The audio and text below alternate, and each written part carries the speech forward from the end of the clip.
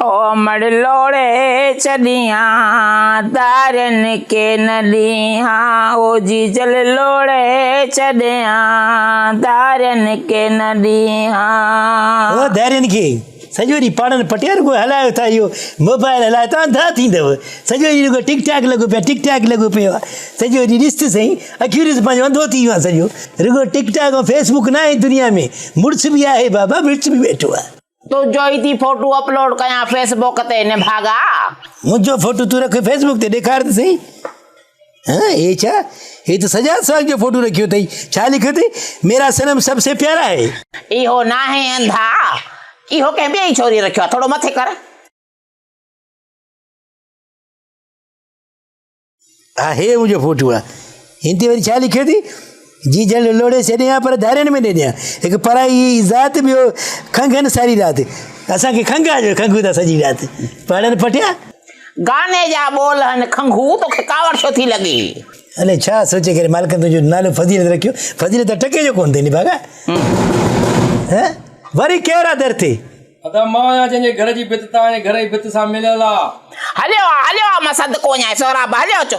ईअं कीअं थो चए हलियो हलियो आहे हुनजे चाचे जो घर आहे छा। उनजे चाचे जो न आहे घर त मुंहिंजो त घर आहे न। हलिया हलिया सोराब हलिया। साईं अस्सलाम वालेकुम। वालेकुम सलाम। साईं छा मां अंदरि अची सघां थो। अंदरि अची त वियो आहियां बेडरूम में सुम्ह दे हल बेडरूम में सुम्ह हली भला तूं ॻाल्हि कर कीअं आयो आहे। साईं दरअसल मां अॼु फज़ीलत बेगम जे लाइ हिकु तोहफ़ो खणी आयो आहियां। हाँ चङो कई मुंहिंजी त अॼु सालगिरह न आहे पर चङो कई खणी आए। ओ देम सिया तुंहिंजो सालगिरह त हर महीने हूंदो आहे। तूं इहे ॿुधाए कहिड़ो तोहफ़ो खणी आयो मुंहिंजे दाल जे लाइ। साईं मां त चवां थो अहिड़ो तोहफ़ो आहे जेको तव्हांखे बि वणंदो। बाबा आहे छा। ओ ही आहे तोहफ़ो शाह जो रिसालो। वाह वाह ज़िंदगी में पहिरियों दफ़ो भलो कमु कयो थी। हा साईं हा। पर हिन फज़ीलत बेगम खे फेसबुक मां इजाज़त मिले न पंहिंजो इहो फुर्सत ते पढ़े न। छो न पढ़ंदासीं हेॾे कर मूंखे। मां शाह जा बेथ पढ़ी करे ऐं फेसबुक ते रखंदसि। ॾिठई वरी बि फेसबुक ते रख दई।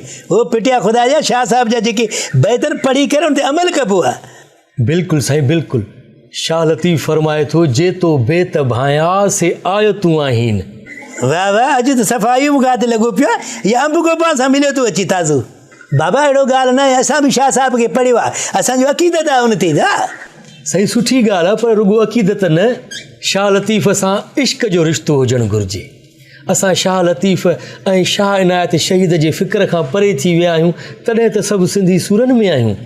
हाय हाय छा त फरमायो आहे साईं जन त सूफ़ीअ जे सोज़ साज़ खे सम्झणु त ॾुखियो आहे हिन इश्क जे अंदाज़ खे सम्झणु त ॾुखियो आहे। शाह साईं जो रिसालो आहे बरकत आहे मूंखे ॾे हेॾे कर तोखे कहिड़ो क़दुरु हिन जो।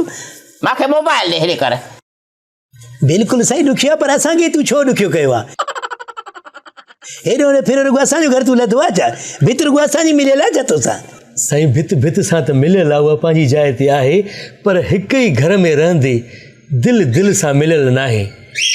वक़्तु मिलेव त मुंहिंजी हिन ॻाल्हि ते गौर ज़रूरु कजो।